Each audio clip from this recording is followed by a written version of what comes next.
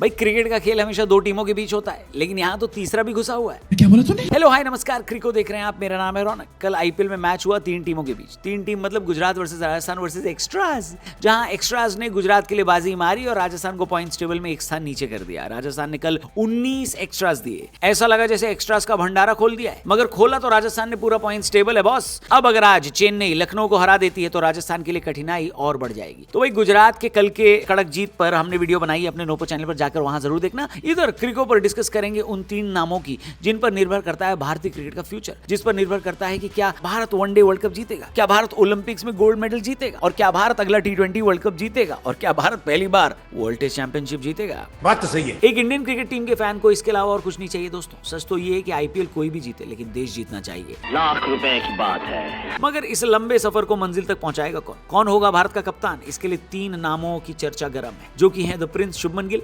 सरपंच साहब श्रेयस अय्यर और चेटा संजू सैमसन। खबरें गर्म है कि बीसीसीआई एक बहुत बड़े लीडरशिप ओवरहॉल की तैयारी में है और बोर्ड अब स्प्लिट कैप्टनसी के ड्रामे को पूरी तरह खत्म करना चाहता है। विजन साफ है, एक राजा दो फॉर्मेट, यानी वनडे और T20 के लिए अब एक ही कैप्टन होगा। लेकिन सवाल यह है कि वो कप्तान होगा कौन? क्या वो सरपंच श्रेयस अय्यर होंगे या हमारे चेट्टा संजू सैमसन बाजी मार ले जाएंगे? और हमारे प्रिंस शुभमन गिल का क्या होगा? आखिर उनका क्या कसूर है जो उन्हें वनडे की कप्तानी से हटाया जाएगा? बताइए। चलिए पूरी खिचड़ी को तसल्ली से पकाते हैं, शुरू करते हैं। चल।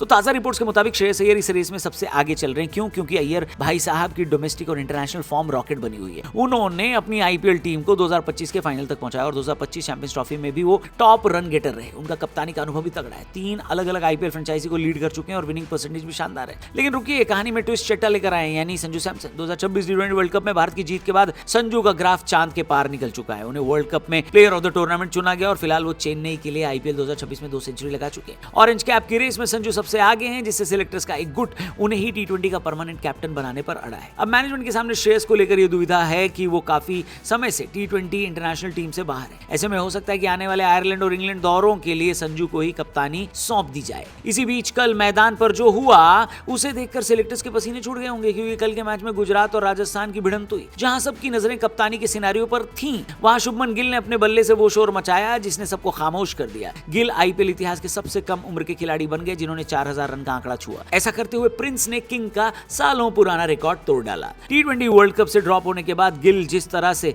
49.44 की एवरेज और 159 के स्ट्राइक रेट से रन कूट रहे हैं, वो साफ इशारा कर रहे हैं कि उन्हें कप्तानी की रेस से बाहर करना नाइंसाफी होगी, खासकर वनडे में। मगर गिल को वनडे कप्तानी से हटाने की चर्चा को बोर्ड सजा नहीं बल्कि रणनीति कह रहा है। अंदर की खबरों के हिसाब से बोर्ड का मानना है कि गिल को बर्न आउट होने से बचाना है और उन्हें टेस्ट स्पेशलिस्ट और टेस्ट कप्तान के तौर पर तैयार करने के लिए व्हाइट बॉल की जिम्मेदारी से राहत दी जा सकती है। ये तो चलिए टेस्ट की बात है, लेकिन इस बीच सूर्य कुमार यादव यानी हमारे स्काई का क्या?